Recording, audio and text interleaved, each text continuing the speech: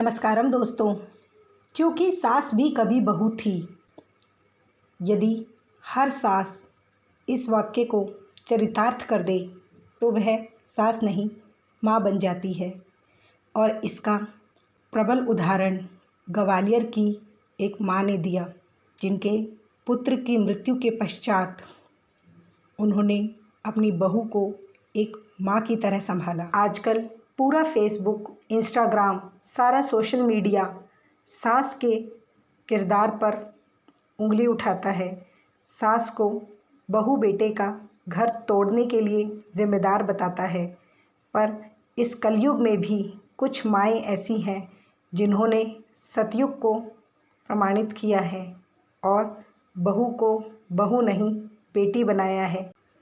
पुत्र की मृत्यु के पश्चात उनके पति की भी कुछ ही समय में आकस्मिक मृत्यु हो गई। इतने बड़े दुख के बाद उन्होंने स्वयं को भी संभाला और अपनी बहू को बेटी बनाया।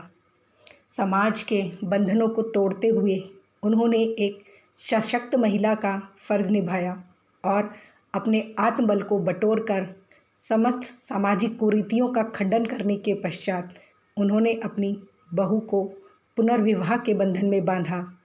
और इसमें साथ दिया उनके पूरे परिवार ने, उनके बड़े बेटे ने, उनकी बड़ी बहू ने, जिन्होंने एक बड़े भाई की भांति अपनी पुत्रवधू का कन्यादान किया। ये कहना बहुत सरल है, फिल्मों में देखना बहुत सरल है, परंतु इसे साक्षात्कार करना बहुत कठिन।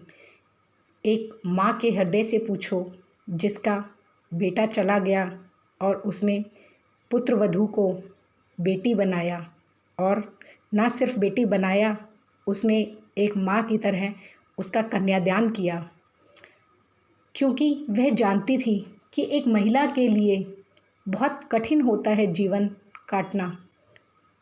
उसने अपने बच्चों के पालन के लिए महिला पूरा जीवन अकेले व्यतीत करना चुन लेती है, पर एक उम्र में उसे अकेलापन खटकने लगता है और यही बात उसकी सास ने पहचानी और उसे न केवल पहचाना बल्कि अपनी बहू को समर्थन दिया और उसका पुनर्विवाह कराया।